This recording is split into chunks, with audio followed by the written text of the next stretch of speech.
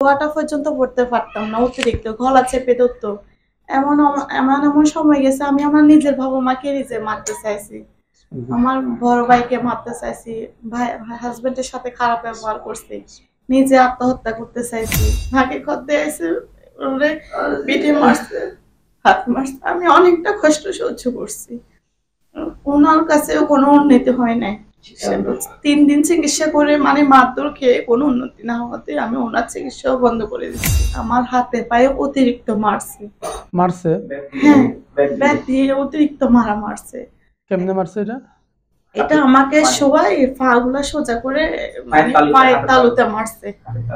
এখন কি আপনি পরিপূর্ণ সুস্থ আছেন? হ্যাঁ, আলহামদুলিল্লাহ। ঠিক আছে, আর কান্না করেন না। রহমতে আপনার কাছে এসে আমি অনেকটাই সুস্থ। এখন আপনার আর কোনো শ্বাসকষ্ট হয় না, মাথা ব্যথা, খিঁচুনি সব ঠিক আছে তো? এক বিন্দু কোনো সমস্যা নেই? আমাদের ট্রিটমেন্টের পর থেকে কোনো অ্যাক্সিডেন্টের জন্য সমস্যা হয়েছিল? না না, আলহামদুলিল্লাহ। বিসমিল্লাহির রহমানির রহিম। আপনারা কতদিন আগে আসছিলেন? তো 1 মাস আগে আসছিলাম এখানে। আমরা আপনার চিকিৎসা প্রায় 1 মাস আগে করছিলাম। সেলিন আক্তার চাম্বা, একটু বলেন যে সমস্যাগুলো নিয়ে আপনি আমাদের এখানে আসছিলেন, এই প্রবলেমগুলো একটু বলেন। আমি এখানে যখন আসছিলাম তখন আমার নিঃশ্বাস নিতে অতিরিক্ত কষ্ট হইতো, পুরো শরীর অবশ হয়ে যেত, এরকম পরিস্থিতিতে আমি এখানে আসছিলাম। এরপরে আপনার কাছে আর কি কষ্ট ছিল এটা? আর কি হইতো? জিন্নাতে সমস্যা করতো, জিনেরা এসে ডিস্টার্ব দিত না? জি। আপনার উপরে ভর করতো? জি। আর যে কষ্টগুলো বাসায় হইতো এগুলি বলেন।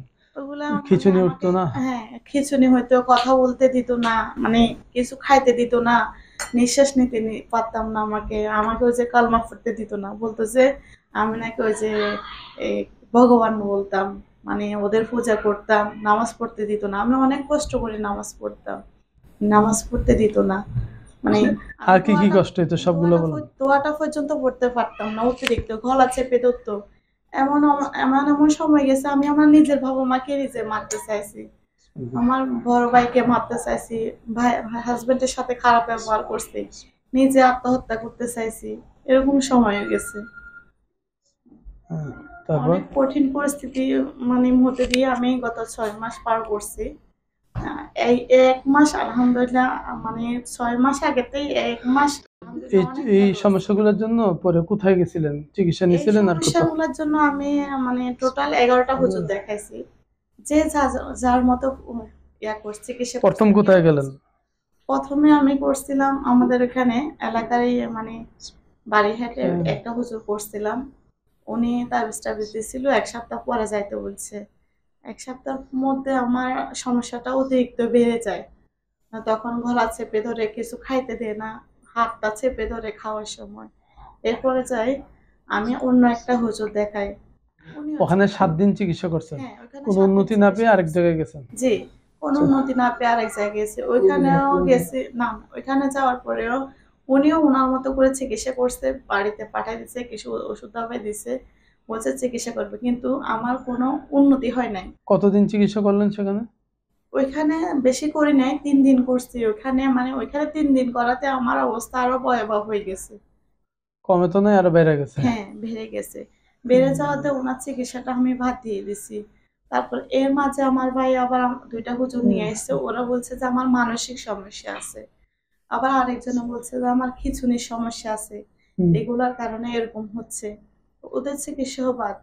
পরবর্তীতে আমি কুমিল্লায় একটা হুজুর দেখাইছি, ওনার কাছে প্রায় 10-15 দিনের মতো চিকিৎসা করছি। ওনার মতো করে যেভাবে ইচ্ছে চিকিৎসা করছে, আমার হাতে পায়ে অতিরিক্ত মারছে। হ্যাঁ, ব্যাট দিয়ে অতিরিক্ত মারা মারছে। কেমনে মারছে এটা? এটা আমাকে শোয়াই পা গুলা সোজা করে মানে পায়ের তালুতে মারছে। কি বলেন? হ্যাঁ, খুব মারা মারছে। অনেক মারছে না। মানে উনি আপনাকে বুঝাইছে যে জিন মারতাছে? হ্যাঁ, কিন্তু কষ্ট তো আপনিই পেয়েছেন? হ্যাঁ, আমি পাইছি। এভাবে অনেক মারার পরে, মানে প্রথম ধাপে এভাবে মেরে চলে গেছে, চিকিৎসা করছে, বলছে ভালো, কিন্তু কোনো উন্নতিও নেই? না। পরের দিন আবার গেছি আমি, আবার যাওয়াতে উনি আবারও ওনার মতো করে চিকিৎসা করছে, আবারও মারছে। মারার পরে কি বেদ দিয়ে কি আপনার গায়ে মারছে? হ্যাঁ গায়ে জোরে? মারছে। ওদেরকে প্রশ্ন করে ওরা কতজন আছে, কিভাবে যাবে, ইন্ডিয়া চলে যাবে। ওরা বলে 500 জন আছে, 1000 জন আছে। কিন্তু 200 জন আছে। কিন্তু আপনি তো সজ্ঞানী ছিলেন, হ্যাঁ আমি মানে আমি বলতে পারি এগুলা। সব বলতে পারেন। হ্যাঁ ওরা যে আবার মানে আপনারা যে বলে- মারতেছে ব্যথা তো এটাও আপনিই পাচ্ছেন। হ্যাঁ এটাও বলতে পারি। মানে এবার ওই দিনও মারছে, এরপরের দিনও আমি চলে এসেছি, কিন্তু বাড়িতে আসার পরে মানে আমার একই অবস্থা। কিছুক্ষণ ওইখান থেকে আসার পরে কিছুক্ষণ ভালো থাকি, কিছুক্ষণ পরে আবার আমার মানে কোনো উন্নতি হয় না, একই অবস্থা। যে বলে যে ওদের প্রেমিককে পাঠিয়ে দিছে, ওদের ভাবিকে পাঠিয়ে দিছে ইন্ডিয়া, ওদের ভাইকে পাঠিয়ে দিছে ইন্ডিয়া, এই জন্য আবার আমার কাছে আসে। পরের দিন আমি পর তিনবারই ওই হুজুরের কাছে যাই। তিনবারই মারছে? হ্যাঁ তৃতীয় দিন আবার মারছে, মানে নাকে খত দিয়ে এসে মারছে। ওদিন শুধু পায় না, ওদিন মানে নাকে খত দেওয়ানোর সময় পিঠে কিভাবে নাকে খদ্দ হইলো? গোবর করে আপনাকে হ্যাঁ, আপনাকে বলছে যেভাবে করেন? হ্যাঁ গোবর করে নাকে খত দিয়ে এসে ওরে পিঠে মারছে, হাত মারছে। আমি অনেকটা কষ্ট সহ্য করছি, ওনার কাছেও কোনো উন্নতি হয় নাই। 3 দিন চিকিৎসা করে মানে মারধর খেয়ে কোনো উন্নতি না হওয়াতে আমি ওনার চিকিৎসাও বন্ধ করে দিচ্ছি। হুজুরে বোতল বন্দি করে দিনগুলো আমাদের সামনে পুরি ফেলে আবার একদিন দিতে হয়, আবার ওর গায়ে শোয়া হয়, ওর গায়ে আসর করে। এরপরে ওনার চিকিৎসাও বাতিয়ে দিয়েছি। আমার ভাই আবার খোঁজ খবর নিয়ে সিটাউন্ড ওদিকে একটা হুজুর না উনি আর কি এরকম টাইপেরই, উনিও নিয়ে আসছে। উনিও বলছে যে একটা গ্লাসের মধ্যে আমার বাসার মধ্যে না দিয়ে পানি দিয়ে এটা পানিটা উপর করে রাখছে, বলছে যে এরকম মানে 1 সপ্তাহ 10 দিন থাকবে, চলে যাবে পানিটা? হ্যাঁ পানি শুকায় গেলে পানি শুকাই গেলে আমি সুস্থ হয়ে যাবো। দিনগুলো চলে যায়। কিছুদিন এর মাঝে কিছুদিন মানে ছিলাম, ভয় পাইতাম, ভয়টা প্রচন্ড রকমের পাইতাম, মানে ঘুমাইতে পারতাম না। তখন একই অবস্থা, খাইতে পারতাম না, ঘুমাইতে পারতাম না। ওই যে শোয়ারটা একটু কম হতো তখন। তো পানিটা শুকিয়ে গেছে, পানিটা শুকানো পর্যন্ত কিছুটা কোনো রকম ছিলাম।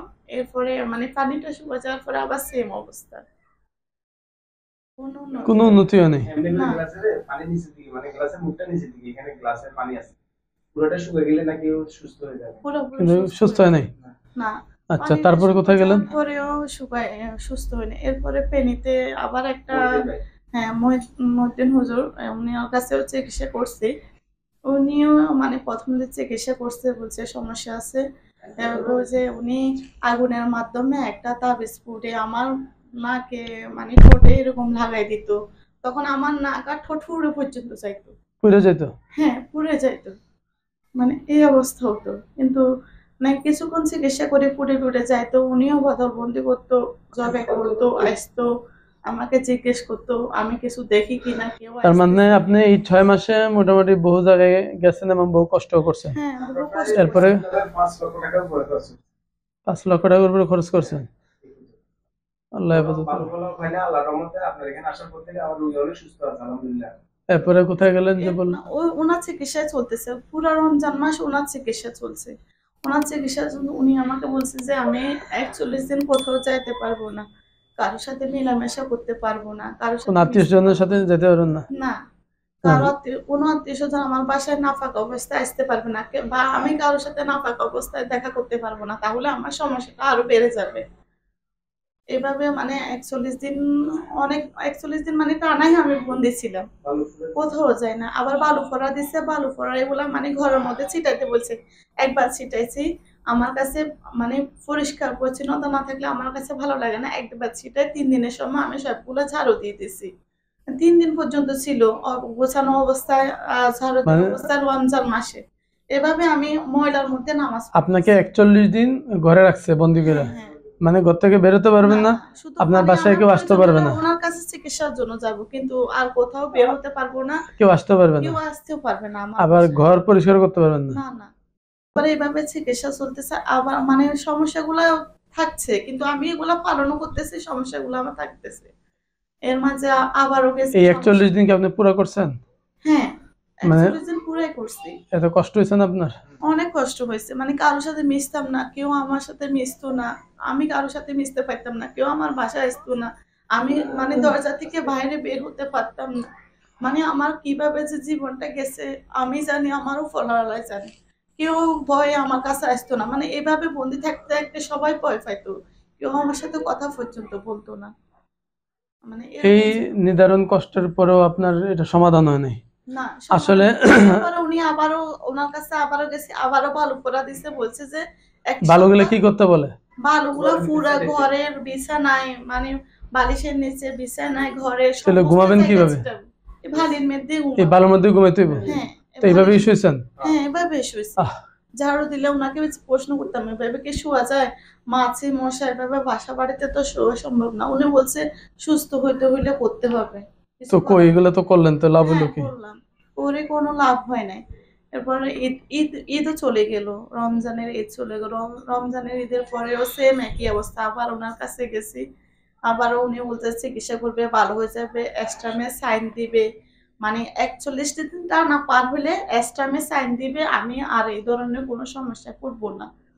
তো উনি 41 দিন পুরো করছেন? হ্যাঁ, ৪১ দিন পুরাই তারপরে করছে। স্ট্যাম্পে সাইন দিছেন? না, না, তো ওনারে এরপরে ওনারে বলেন নাই যে আপনি তো উনি বলে যে উনার কাছে যাওয়ার পরে উনি মানে ধরতে পারছে যে আমার ভাগিনা আমার জন্য ব্ল্যাক ম্যাজিক করছে।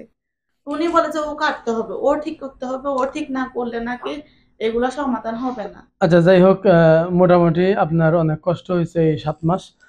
তো 1 নম্বর বিষয় হলো আপনি 100% জাদুতে আক্রান্ত ছিলেন। জিনের দ্বারা আপনার ক্ষতি ছিল, এটাই বাস্তব।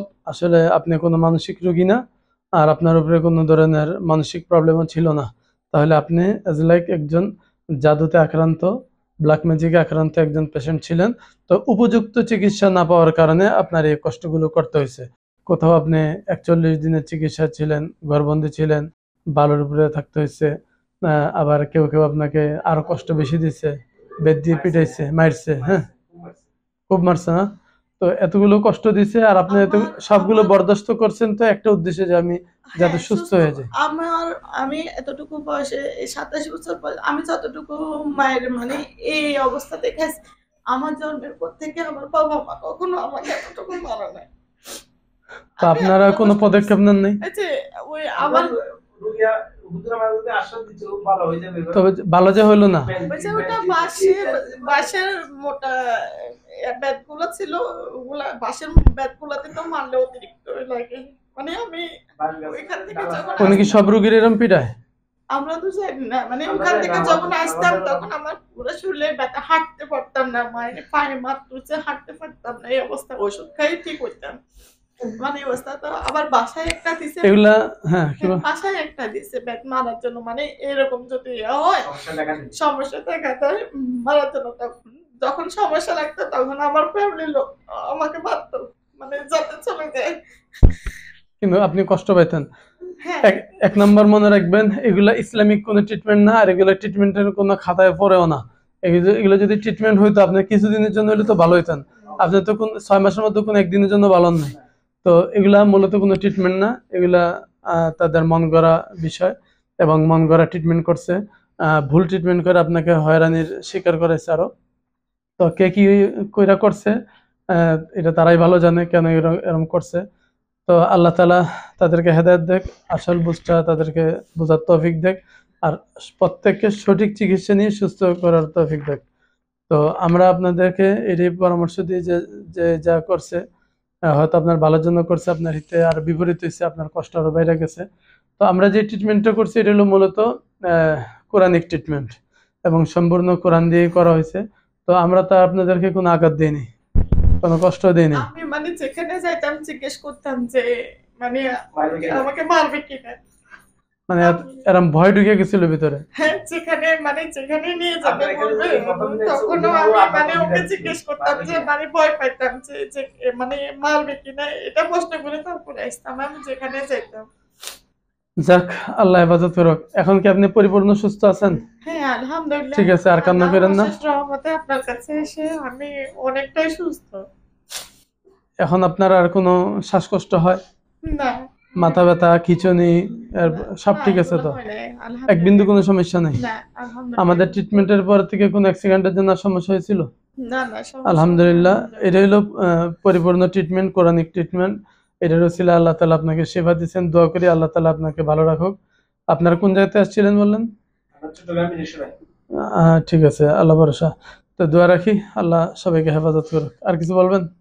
তা আমি প্রত্যেকটা হুজুরদেরকে এটা জানাতে চাই যে যদি চিকিৎসা করার হয় মানে সুস্থভাবে চিকিৎসা করবে, অযথা না জেনে না বুঝে রোগীদেরকে হয়রানি করে মানে চিকিৎসাটা না করা এটাই বেটার। প্রত্যেকটা মানে ইসলামের শরীয়ত দৃষ্টিতে আল্লাহ পাক আমাদেরকে অবশ্যই ঘরের কোনো না ভিতরে কোনো ঘরের আমাদের ভিতরে ময়লা মাধ্যমে থাকলে এগুলাকে পরিষ্কার পরিপাটি রাখা, এটা হলো রসুলের সুন্নত। আপনি আল্লাহ রসুল সাল্লাহ আলি সাল্লাম বলেন, একবার তুমি রাত্রে বিছানায় শুইতে গেলে 3 বার বিছানা পরিষ্কার করে ঝাড়ু দিয়ে শুইবা। সেই জায়গায় আমি বালু দিয়ে দিলাম, বালু আইনা ছিটাইয়া বিছানার মধ্যে ময়লার ভিতরে শুয়ে দিলাম, এটা তো ইসলাম বলে না।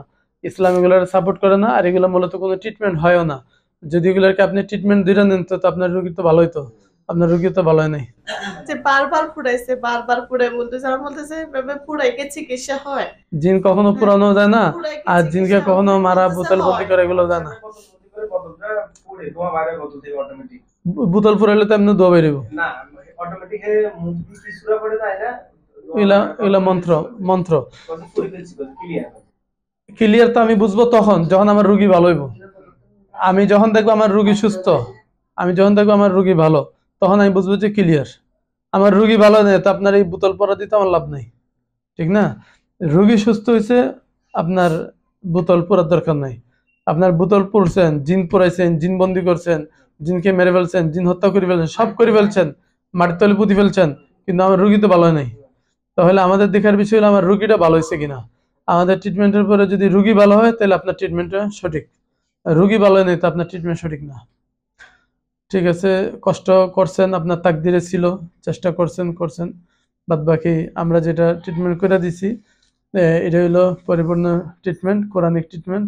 এটা রসিল আল্লাহ আপনাকে ভালো রাখছে, দোয়া করি আল্লাহ আপনাকে আজীবন ভালো রাখো। ঠিক আছে, ভালো থাকেন, আল্লাহ হাফেজ। আসসালামু আলাইকুম।